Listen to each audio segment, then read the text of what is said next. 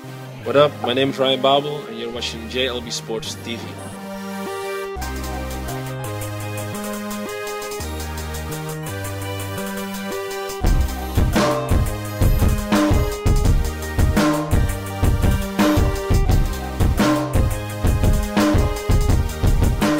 Hey everybody, welcome to JLB Sports TV. I am Justin Block, and today Liverpool won 3-1 at Craven Cottage, dismantling Fulham, although it wasn't always appeared to be that way. But going into the game with Gerrard out, Suarez out, Agger out, and Skirtle out due to illness, Liverpool were without their three best players, meaning that Brendan Rodgers had to shuffle the lineup a little bit. He went with a 3-5-2 where you had Coates, Wisdom, and Carragher across the back. You had Glenn Johnson and Stuart Downing acting as wingbacks. Then a midfield three of Lucas as a defensive midfielder with Shelby and Henderson pressing forward ahead of him. And then you sort of had Felipe Coutinho in a free roll right behind Daniel Sturridge in attack. And I was all for the crazy formation. Why not let these fringe players get after it?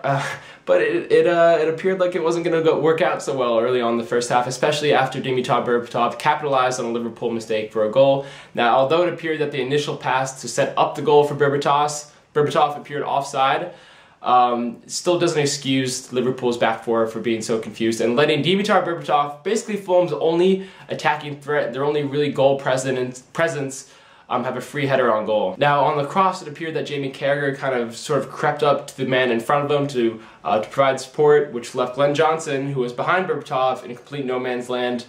So with Berbatov in between the two Liverpool defenders, it was too easy for him. It really just feels like Liverpool don't practice defending crosses, defending set pieces, defending corners, just defending anything that goes through the air. Liverpool always seem vulnerable. But then Daniel Sturridge quickly erased the deficit on his own, which to me was one of the finest examples of a number 9 play that you'll ever come across.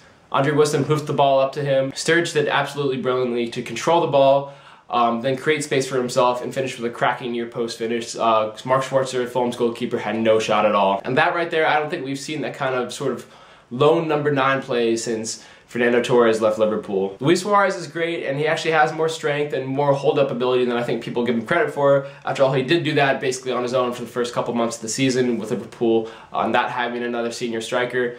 But Daniel Sturridge is the only player in Liverpool that can really put his back into somebody, use his strength, and then use his pace to create a chance for himself, and that finish just completely immaculate. You can't really teach that kind of cracking finishing. And the second goal was more of the same. A complete instinctive finish for Daniel Sturridge, just slot the ball past Mark Schwarzer. You just can't teach that innate finishing from Sturridge, and Liverpool were up 2-1 at that point in the second half. But they were only at that point because Brendan Rodgers made a change at halftime. He brought on Jose Enrique for Andre Wisdom, to sort of give Liverpool more conventional shape with 4 at the back. And at that time, I didn't like that because I thought Andre Wisdom was the only really self-assured Liverpool defender on at that point.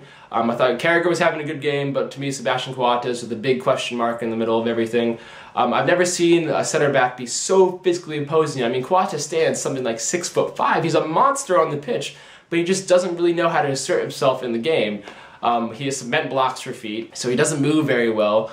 His positioning isn't that great, and he just seems kind of shy and timid, like a little kitten on the pitch, when he's just a hulk of a man and should be knocking attackers on their ass. So to me, I don't think Sebastian Coates really showed why he should still be with Liverpool starting next season. It's a bit harsh, and I think maybe he does deserve to go out on loan, but right now, Coates shouldn't be sniffing the starting 11. And for a time in the second half, Liverpool had an inability to get that third goal. Pepe Reina had to make a couple of great saves to keep Liverpool ahead in the game, and Daniel Sturridge kind of showed off some selfishness. He had a couple of chances where he could have squared it to Coutinho or Shelby for an easy third goal, but decided to take it himself on a hat trick. But then right after he had that bit of a selfish streak, I don't know if he finally realized that he should pass, or maybe Brendan Rodgers finally yelled like, "Yo, just fucking pass it, man." Like, I don't know if one of those two happened, but Daniel Sturridge started getting his flick on, just flicking it left and right and left and right. Just these beautiful backheel flicks set up other players. Barini had a shot go off the post, and then Barini had another shot,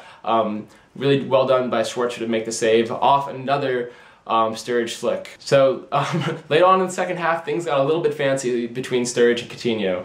The third goal would come on probably the nicest pass of the entire night. Philippe Coutinho received the ball in midfield, had a couple nice dribbles, kept the ball at his feet, and then just inside out of the ball to Sturridge on the wing, and Sturridge calmly chipped it over the keeper. And at that point I was just like, stop it, just everybody stop it, this is just too much.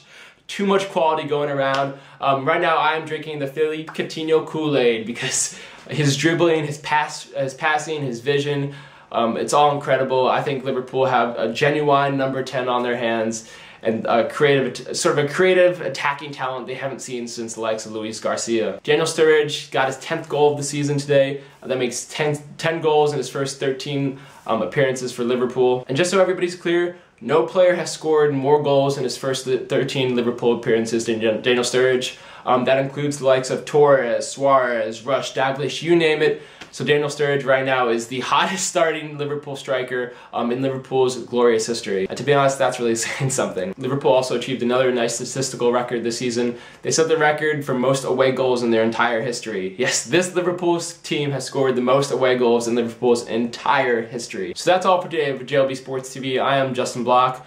I'm drinking the Coutinho Kool-Aid right now. It tastes so sweet. Good to see Sturridge get a hat trick, and let's kick QPR's ass next week and get on, I believe, where we have 58 points, so that would bring us to 61, which means that should be the first time Liverpool have topped 60 points since Rafa left after the end of the 2010 season. So things are looking up for Liverpool.